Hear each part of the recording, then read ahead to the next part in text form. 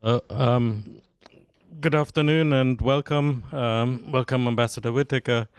Welcome to everyone. It's a pleasure to have you here for this EPC Thought Leadership Forum. It's a forum where we want to have frank conversations about the important but complex issues which we're facing in Europe at the moment. And certainly, defense and security and the transatlantic relationship are very much part of that.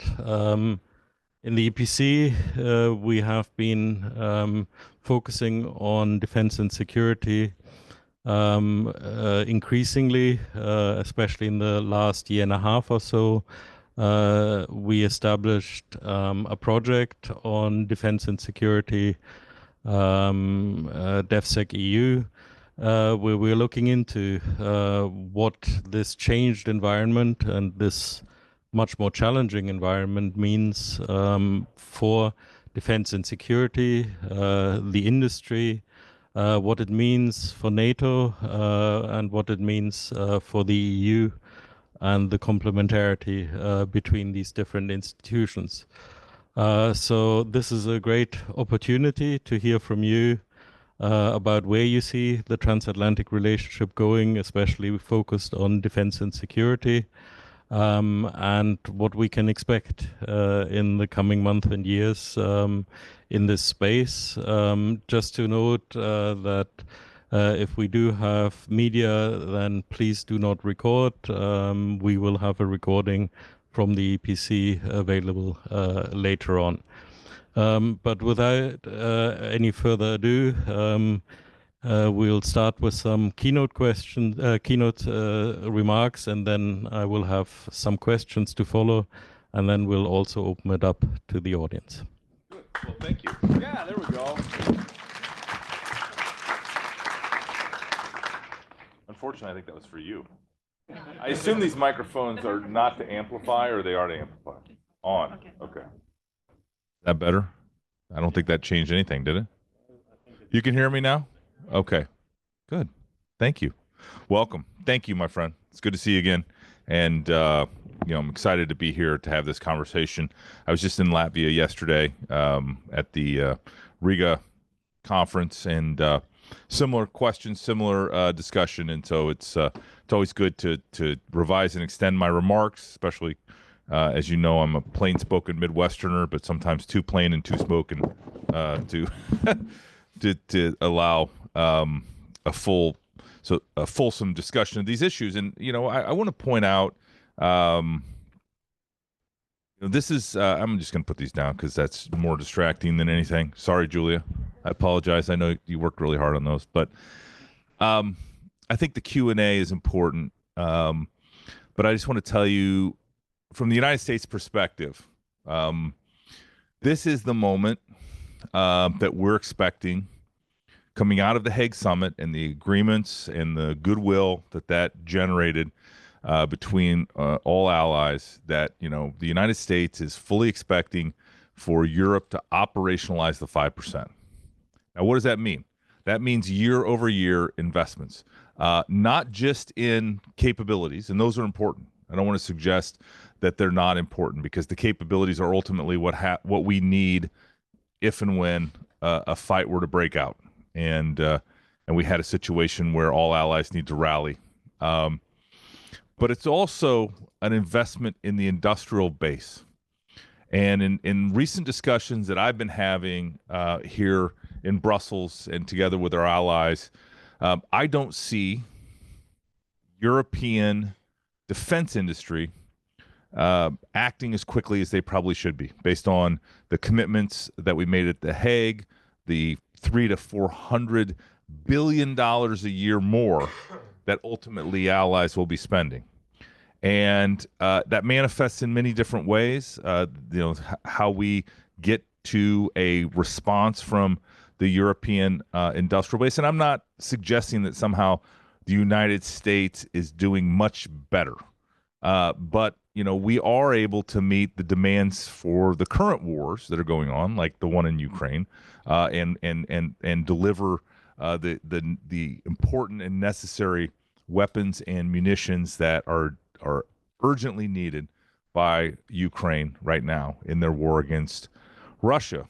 And so I want to see, and I'm looking for, and I'm expecting European industry to respond to this serious political signal. And if they don't, that tells me that they don't think it's a serious political signal, what we agreed to in The Hague, at least on this side of the Atlantic. And that will trouble me as we continue to move forward. The other thing that I know the first question is going to be somehow and characterized in some way about U.S. forced posture review. I get that question everywhere I go. I give the same answer, or maybe it's not exactly the same answer, so that's why I keep getting asked. But, the bottom line on American force posture is we are always going to review how we're deployed worldwide. We're going to deploy ourselves based on the threats, and we want to make sure we're agile and that we are ready for not only what we anticipate today, but what we anticipate in the future. And that's why the Hague Defense Commitment is so important, why the 5%, that includes 3.5% for NATO capability targets, plus the 1.5% for, defense related things like dual purpose infrastructure, resiliency,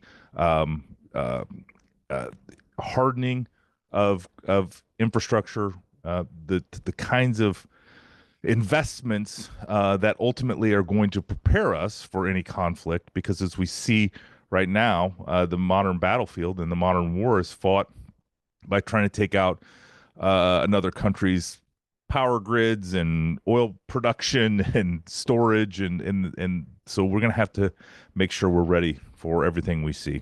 And then, we're going to, I know I'm in when we were driving here, I said to my driver, I said, are we in the heart of the EU right now? Because it felt like I felt very like an EU vibe as I was kind of driving down the street. You can only do that if you're from the United States, get an EU vibe. You don't feel it as Europeans. But, I would say that we're going to have to find ways to even work closer together between NATO and the EU. And I think that's what's continuing to bubble up in my experience right now as I work through all the issues that are multifaceted. And I also would have to say, I just want to say this once so that we kind of level set as to what I see as the security situation. While we have been getting some really good peace deals in place, President Trump has made 8 peace deals since he came into office. He did not get the Nobel Peace Prize, but next year, I can't imagine, especially if we get the Russia-Ukraine war resolved, that it wouldn't be by acclamation. But that being said, we still live in a dangerous world. There are still big threats. We have a reckless and recalcitrant Russia on our border of NATO. We have an ascendant Chinese, which is obviously our biggest strategic threat as the United States, for the next century to come.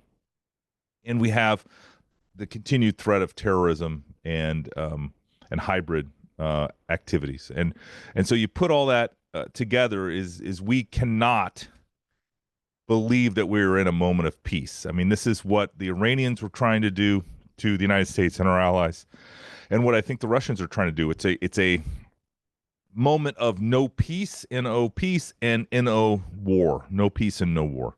And I think that is, we're going to have to get very comfortable being uncomfortable in that situation. And the solution for that is making sure that we are strong as an alliance and as allies, most importantly.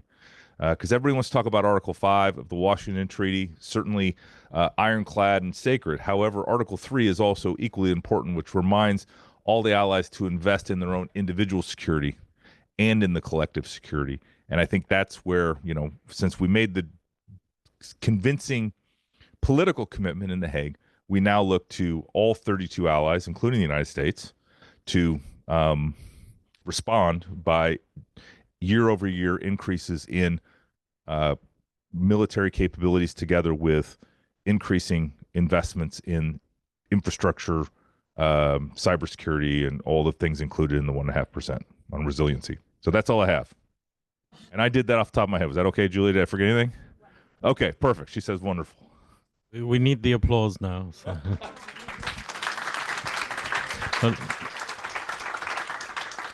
Thank you very much. Let me follow up on a couple of those. You were talking about the European industrial base and that you're not seeing that it's ramping up as quickly as the overall commitments would suggest. Now, currently, Europeans tend to, if they are not producing it themselves, buy all this material from the United States.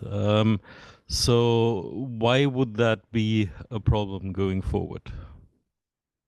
Because there's just not going to be ultimately enough U.S. Weapons and munitions for everything we need it for. Because to some extent, our stockpiles are down to what's needed right now for our own purposes and uses. The only country that's producing things right now at scale is the United States.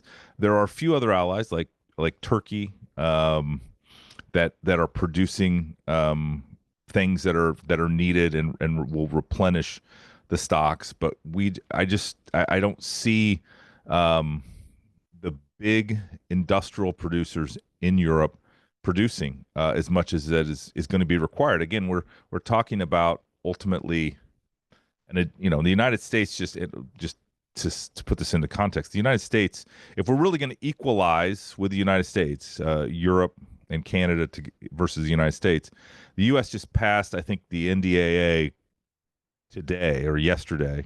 I lose track of time here in Europe, but just passed an NDAA over north of $900 billion. We passed, including a supplemental, last year's budget was about $1 trillion. And so, we're at 900 to $1 trillion.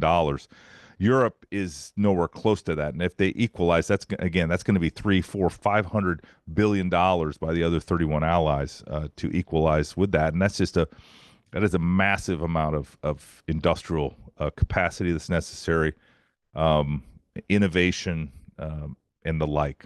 So it's because, if you talk to the generals, the war planners, the people that are thinking about how we're going to fight, I think there are lessons to be learned on the battlefield in Ukraine, no doubt. But that's not the battlefield that we expect to fight. Ours is going to be much more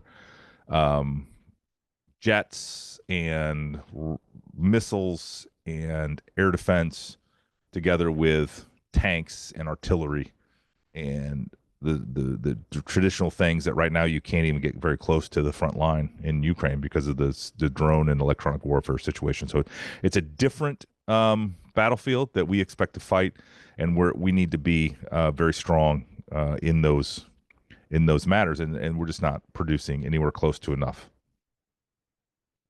The United States is happy to sell, but we're only going to have so much to sell ultimately.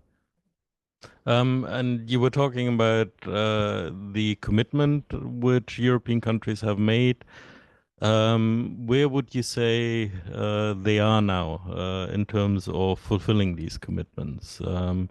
Are you seeing sufficient progress? Are there differences between the countries? I think this is the hardest question to answer because we'd have to go through all 31 allies. But what I would say is writ large, Poland, they are serious, clear-eyed investing, and certainly are going to be at 5% by next year. I mean, they're of kind of real defense, not just NATO capability targets. The Baltics equally serious. I mean, like I said, I was just in Latvia. I've been to Estonia. I've been to Lithuania. I mean, they are doing everything they can, but they're smaller countries, and so while you have that, we have countries, especially in the south, like Italy and Spain, that the president of the United States, Donald Trump, just called out yesterday when he was with the Finnish president and prime minister, that are struggling to get to the Wales pledge of 2014. So 11 years ago. So and have promised to be at 2% of GDP on defense this year. So though it is an inconsistent picture.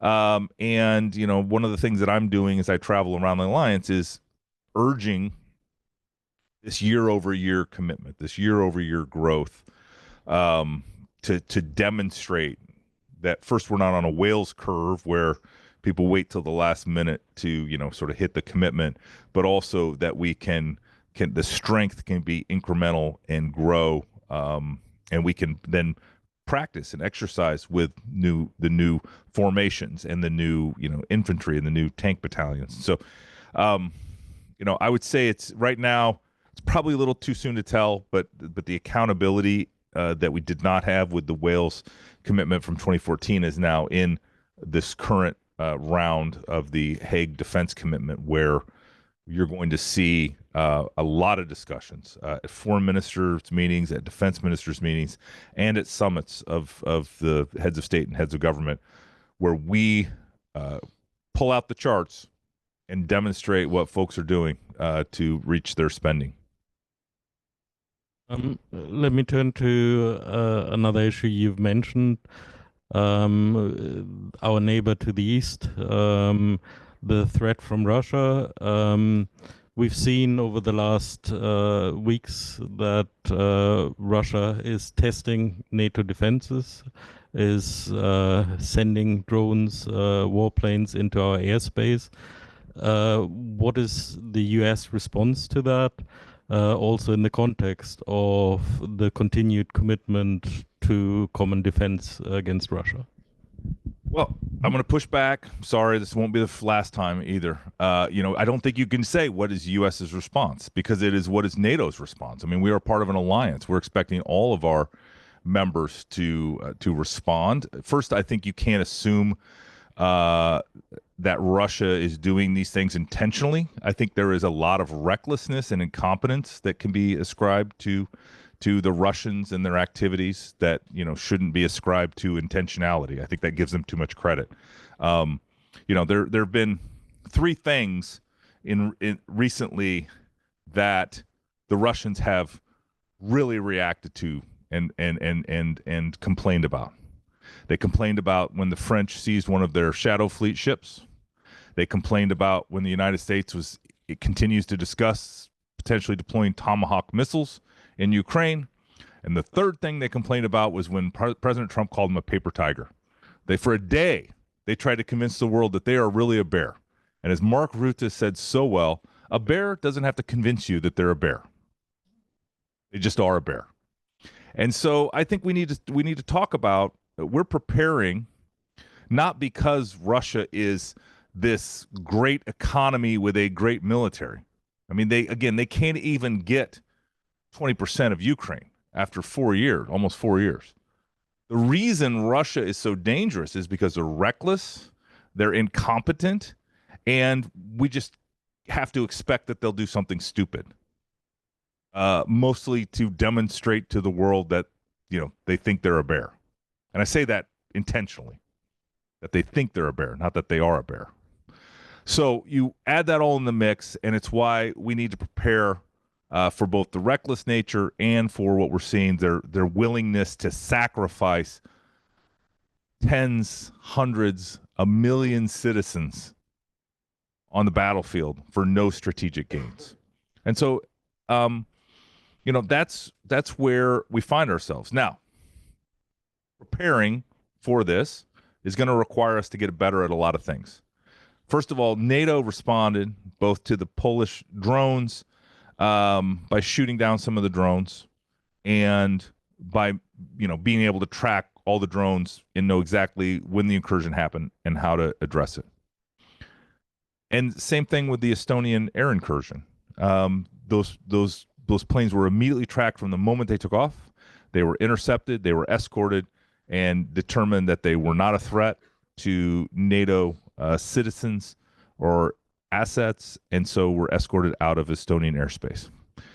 These are all good. This is not somehow that Russia is testing us. This is that we are responding exactly how you would expect us to respond, and if necessary, we're ready to deliver lethality and serious consequences. And so, I think we're the alliance. I'm just telling you, I think the NATO alliance today, especially since Donald Trump was reelected president, is stronger than probably it ever has been. And it's more clear-eyed, it's more focused on what's important: warfighting, readiness, and lethality. Even if Russia is not a bear, it certainly is inflicting a lot of damage in Ukraine. Where is that war going? Given that Russia seems to have no intention to discuss peace, given that it continues its attacks, including attacks on civilians, what can be done to make sure that Ukraine wins this war rather than this going on and this continuous bleeding of Ukraine happens indefinitely? I think in the near term, our European allies, our NATO allies, need to continue to commit to the prioritized Ukraine requirements list. The United States is selling the weapons and munitions that we have available to our NATO allies, who are then providing it to Ukraine. I think we need to continue that. I think we need to see a broad political commitment from all European allies to participate in that. That's something that President Trump put on me, Secretary General Ruta, and SACEUR Grinch, General Alexis Grinkovich, to make sure that it is successful. So we need our all European allies and Canada to step up and commit to that. Some have made big investments, and those have been announced. Others, need to sort of see how much change is in the couch cushions. But we need all European and NATO allies together with Canada to invest in that initiative. I think it is also we need European industrial base to be able to respond to this demand signal from Ukraine, and they have expanded their industrial production to $30 billion, and that all that production is not being utilized. And so I think there's an opportunity also, and we've seen some European allies invest in the Ukrainian industrial base, because ultimately some of those things that they're manufacturing there will be needed as we rearm and refit our militaries and grow those to what's needed for the future threats, and to make sure that we're strong, and that strength is actually what's going to ensure the peace, as we saw coming out of the Cold War. I think I point to one basic thing that I mentioned in my opening remarks, and that is that we need our NATO allies to continue to incrementally work towards the commitments that they made at The Hague. And that's really what's going to show me and show President Trump and show really all of the allies that we're all serious about where we need to go as an alliance. If there's some form of ceasefire in the next month, clearly the question of security guarantees is first and foremost in the minds of Ukrainians, but clearly it's a strategic concern. We know that Ukraine is not likely to join NATO. But what kind of security guarantees can be given, and how will these be backed up? And what role do you think the U.S. can play in that? Yeah, so President Trump has been pretty clear that the United States will participate in the security guarantees. Obviously, Ukraine, in order to even enter into any ceasefire or peace deal, is going to need security guarantees. The Coalition of the Willing, I think, is a great structure, and my understandings of the conversations that have been had at this point, there's a pretty good sense of what that will look like. But I'm not the one to announce anything publicly if it hasn't already been, discussed by those that are leading that coalition. But we need to remember, right now Ukraine has the largest army on the continent. It's probably equal to Turkey's military in size, maybe a little bigger. Finland certainly has a large army as well, and their civil preparedness is second to none. But saying all that, Ukraine's going to be the primary guardian of their own security, but they're, we've talked about the coalition, the willing United States and other allies participating in those guarantees as well. So, but we need Russia at the table. And right now, the bottom line is that until Russia gets to the table, we're not going to have an end to this war. I think Ukraine has committed long term that they're willing to fight if they can. It's an attritional war. That's just it's horrible what's going on the front line, and thousands of soldiers, 1,000 soldiers are dying every single day.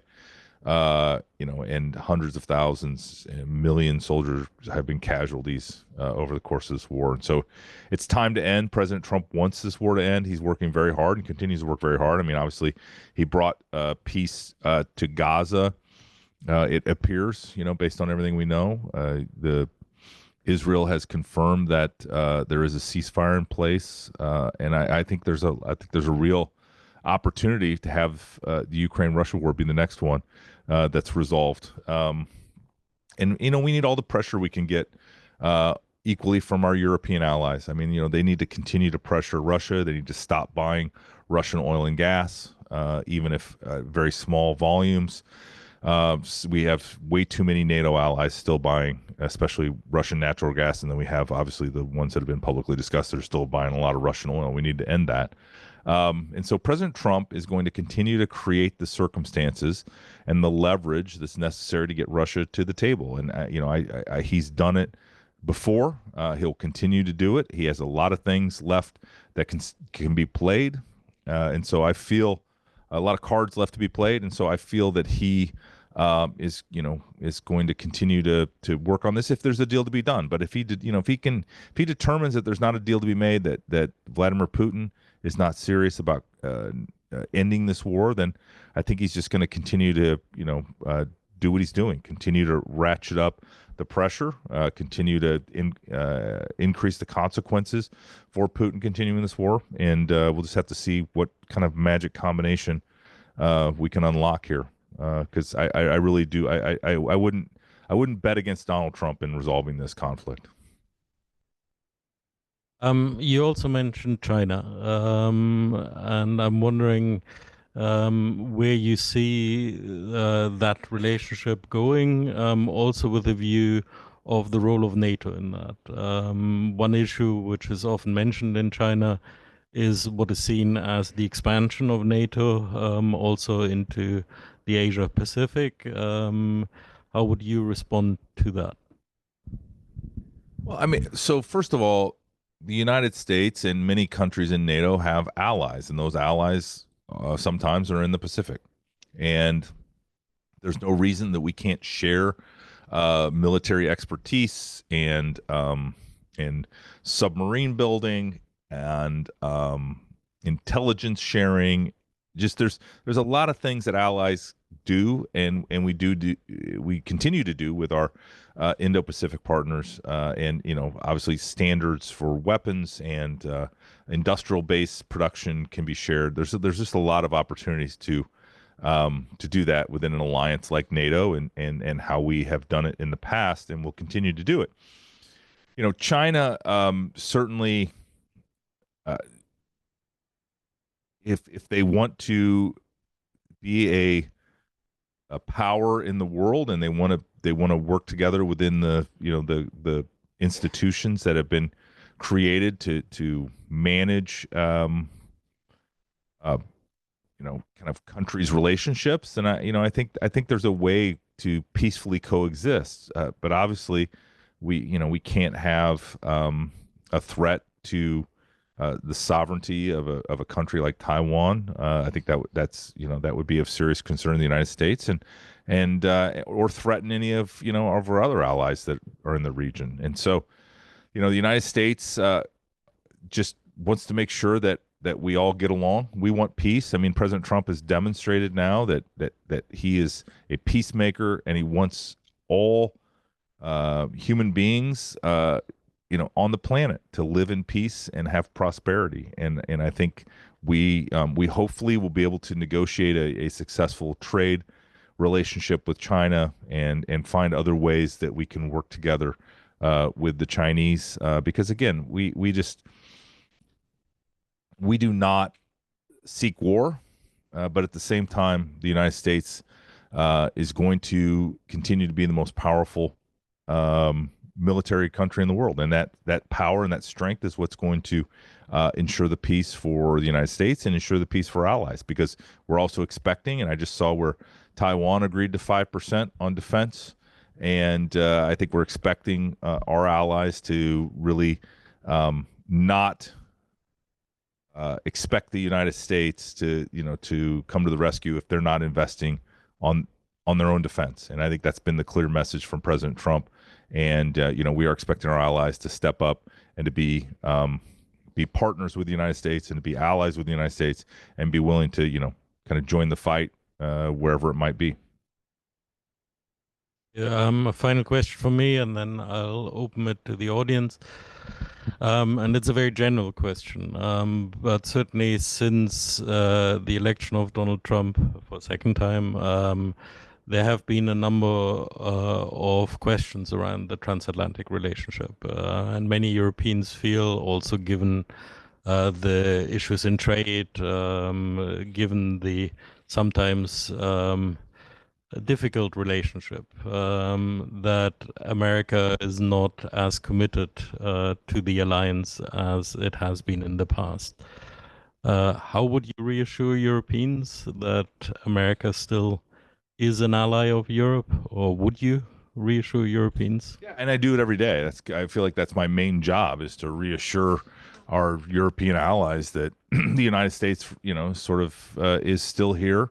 I would judge us by our actions. I've been very active myself as the U.S. ambassador, getting around the alliance and talking about these important issues.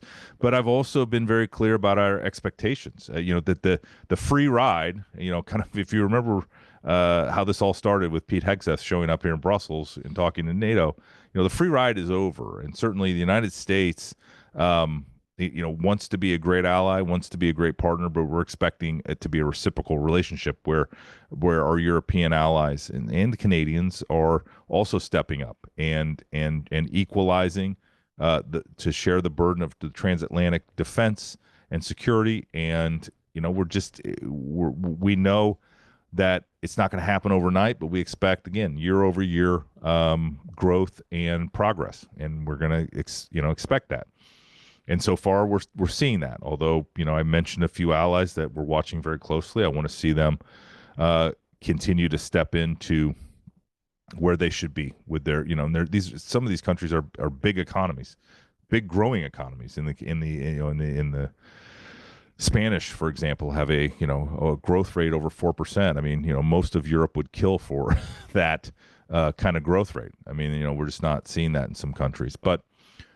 All that being said, we need our European allies to be strong as well, and that's we're helping them, we're working with them, we're showing up, and we continue to sort of provide the leadership and the command structure at NATO and across the alliance. But we're expecting big things out of Europe, and we know that when we're all strong, that strength is again what's going to ensure peace on the continent. And that's kind of why we all set this up 76 years ago in the first place, was so that we didn't have another world war on the European continent. And we need to continue to be willing to move towards that ultimate goal, and knowing that we're going to have to adapt and change. And I think the NATO alliance has proven that it can adapt and change, because right now, we're kind of back where we started,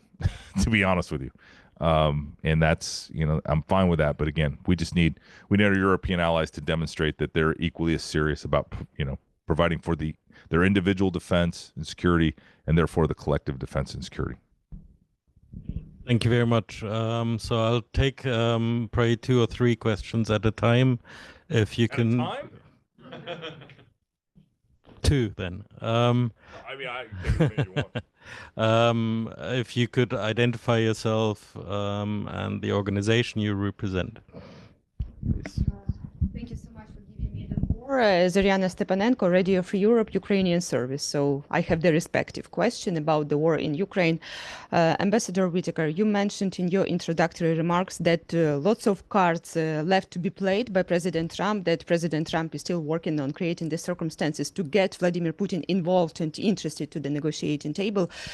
May I ask you to elaborate on that? So what is the current status on the diplomatic efforts? What cards left to be played, if you can give us more precise information? And the second follow-up on that, are concessions from Ukraine still expected by the United States? Because earlier President Trump mentioned that both sides have to take the steps towards each other to make the diplomatic peace process possible. Thank you. Yeah, but add the second part of that, and the second part of that is both sides are going to have to agree to any deal.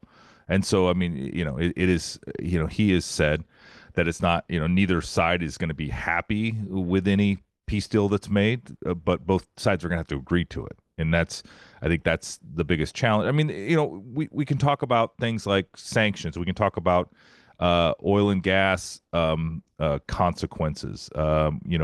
Deep strike has been mentioned. Providing more exquisite weapons systems to be sold to NATO and allies and then be provided to Ukraine. There are almost I don't want to say unlimited cards, but certainly there are a lot more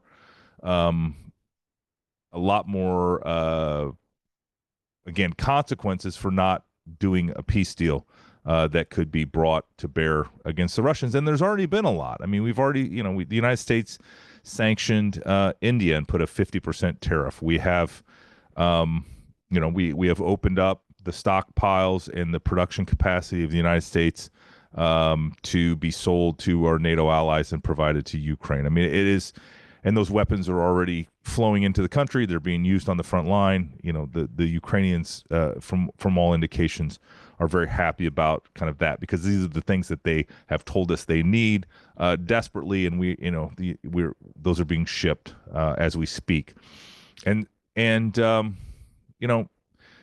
we'll just have to see. Again, President Trump wrote a book about negotiation and leverage, and so I would expect, probably even some things that I haven't even named are potentially he's thinking about doing, and I just, I will leave that to him. The one thing I would add is this, it keeps,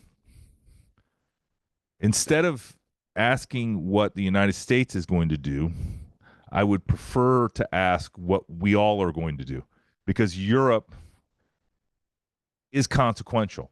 And oftentimes Europe asks the United States to do things that they may not be willing to do. And that's where, President Trump's been pretty clear about the oil and gas. We've had several of our NATO allies wean themselves off of Russian oil and gas. We have some that aren't or don't want to, and we need to help them make that transition. EU is very crucial to that as well. Sanctions packages as well.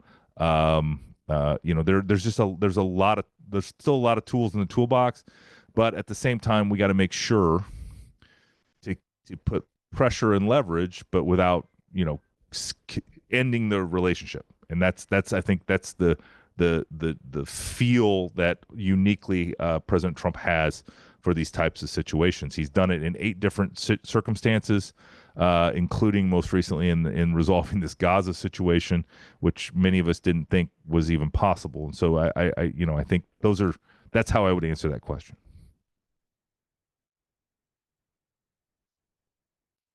Thank you, Ambassador Whitaker. Fernand Winger from EPC think tank from Berlin, based here in Brussels. In light of America First, U.S. trade policy, and U.S. defense companies like Anduril, who are doing a lot of production scaling very successfully, why is there this? Why not focus on increasing U.S. production to cover all of the European defense needs as well, instead of saying we would rather encourage European allies to build up their own production? Wouldn't that be more beneficial for the US to increase their own production, instead of saying we can't sell you everything, you need to build but it your own? First of all, it doesn't strengthen the alliance if you have a weak industrial base or no industrial base in Europe. And second, we we do follow an American first foreign policy, asking, the fundamental questions that Marco Rubio asks, does make America stronger, more prosperous, and the like. And there are some great, startup companies and new defense industry companies like Anduril and Palantir and others that are doing some fantastic things.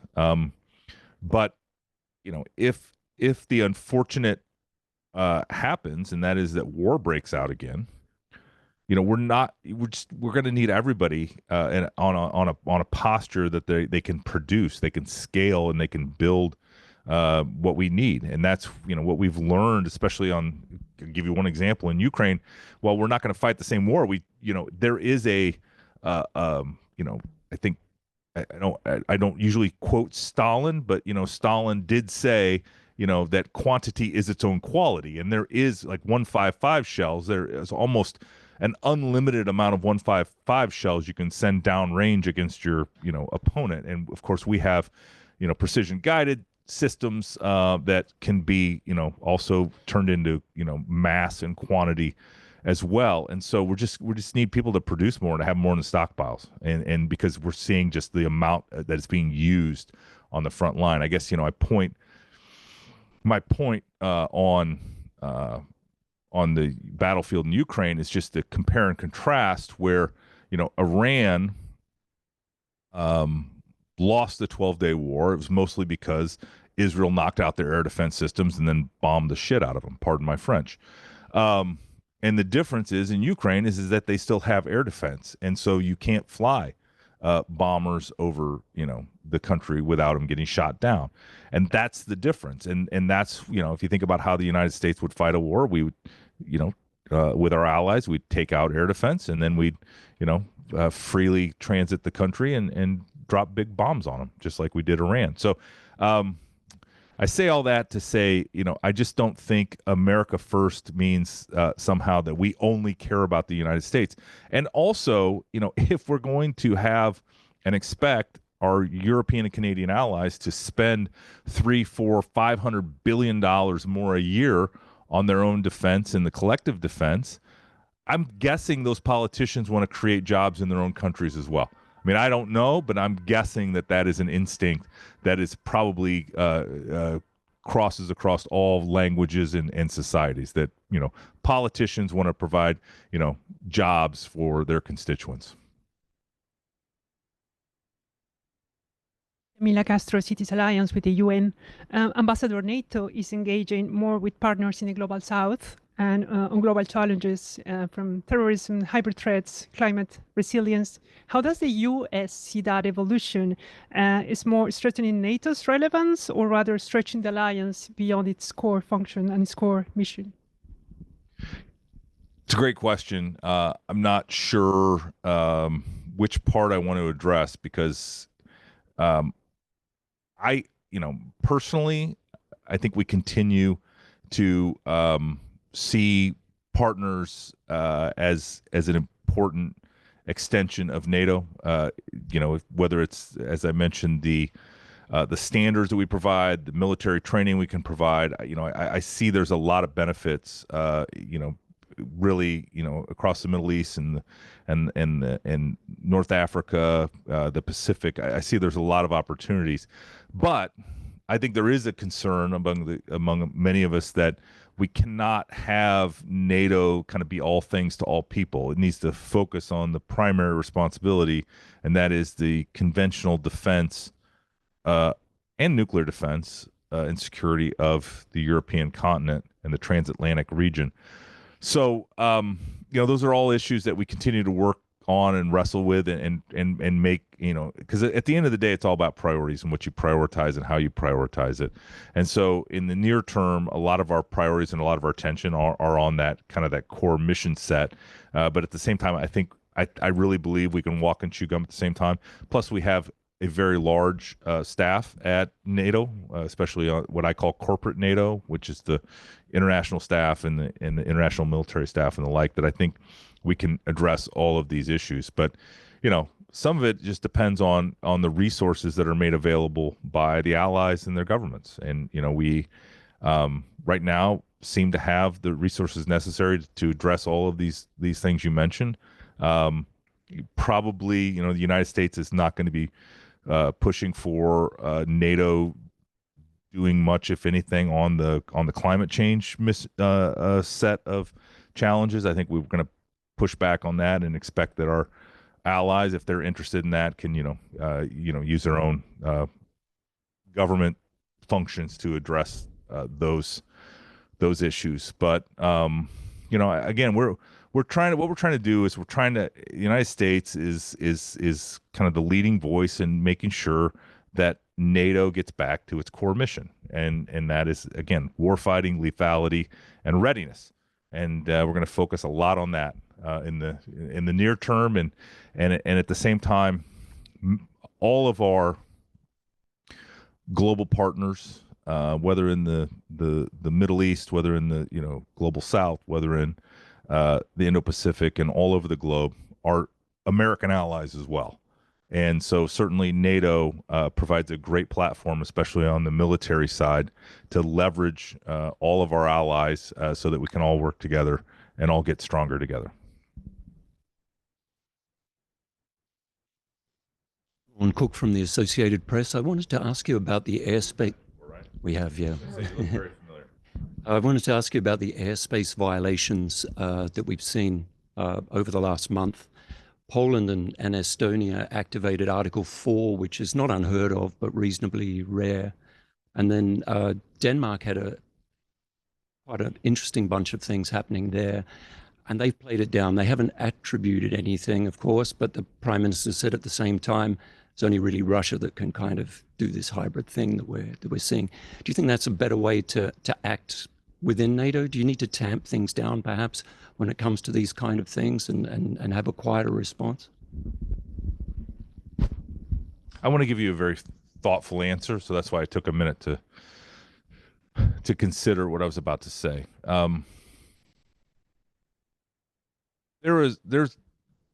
This is not just a 0 or 1 situation, a black or white situation. And things like intentionality matter. Things like attribution matter. Obviously, when Russian jets are flying through Estonian airspace, the Russians are doing it.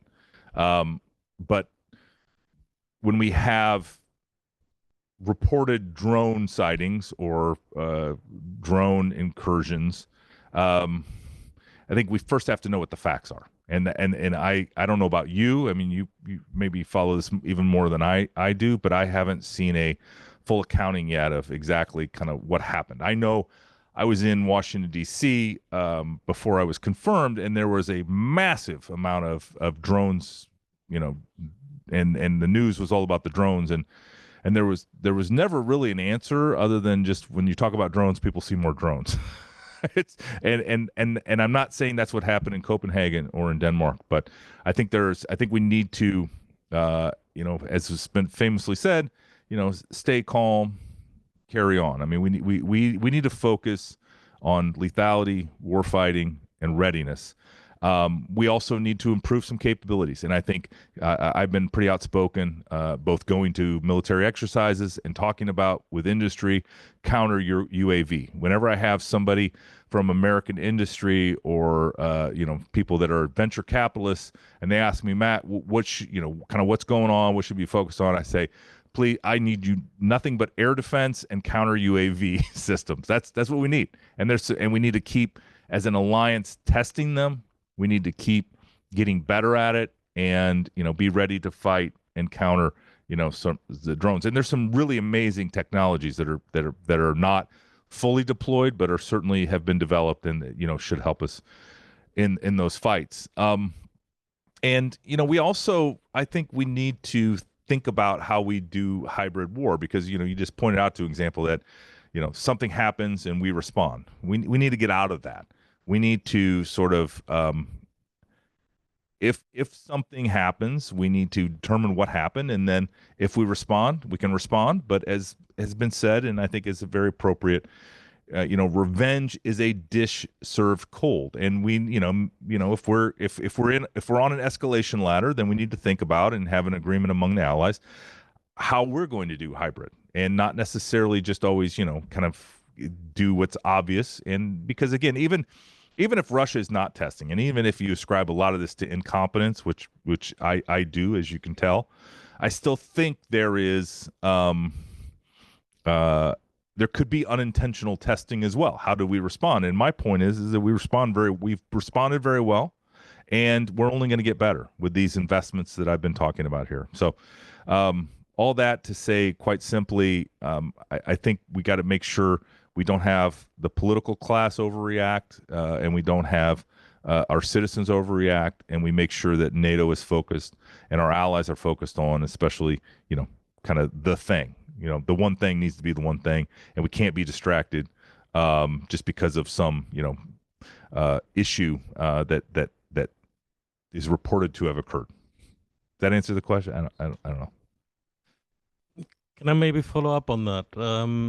Because apart from the discussion about whether we have the capabilities also cheaply to address these kind of issues, there's also an argument that we need to also develop more offensive capabilities rather than just defensive capabilities. So, for example, electronic warfare to take out command centers for drones, etc.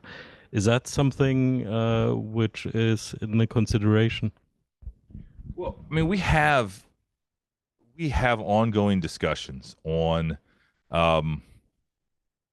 what allies want to do, and we also have individual capabilities that are not part of the sort of the NATO assets, and SACEUR, sort of doesn't have the ability to call up those assets, those effects. Let me use the proper term, effects.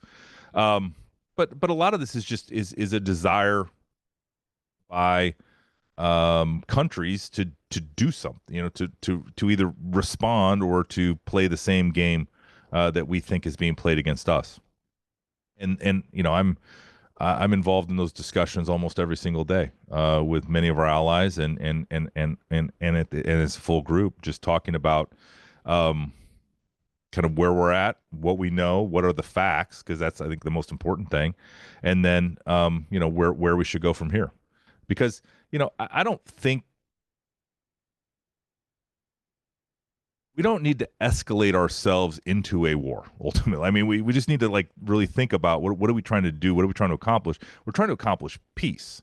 We're actually trying to have countries that are adversaries at least exist in peace, and not kind of tit for tat our way to an escalation ladder that ultimately leads to some sort of a conflagration. I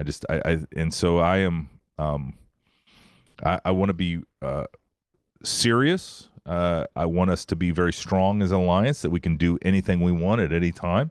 But at the same time, I don't want us to adopt some sort of posture of recklessness or escalation when it's not necessary to accomplish our goal. And then I'm gonna quote my friend Rick Grinnell, who says it best and says it certainly better than me. But it's, to some extent, the military gets involved when diplomacy fails, and so we should always use diplomacy first. And try to come up with diplomatic solutions, and that involves adversaries as well. And I think that's what President Trump is very good at. Oftentimes, is figuring out ways to get to a diplomatic solution when a lot of people think only a military solution will do. Thank you. I'm going to quote Rick Grinnell very often, though. I'll tell you that.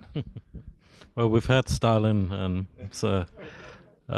We've got time for one more question, just over here. Hi, my name is Rose. I'm from the European Parliament Committee of Foreign Affairs. With the ongoing war and the changed environment of European security, do you see any involvement or evolution in terms of US or NATO thinking regarding enlargements, whether fatigue or sort of different strategy behind that? Enlargements of the alliance, like additional people. So as everyone knows, we work on a consensus system that it would take all 32 of us to agree to add anyone else. And I don't think right now that there's a desire to add anyone to NATO, but at the same time, we have a process for ascension, just like the EU does. And I don't.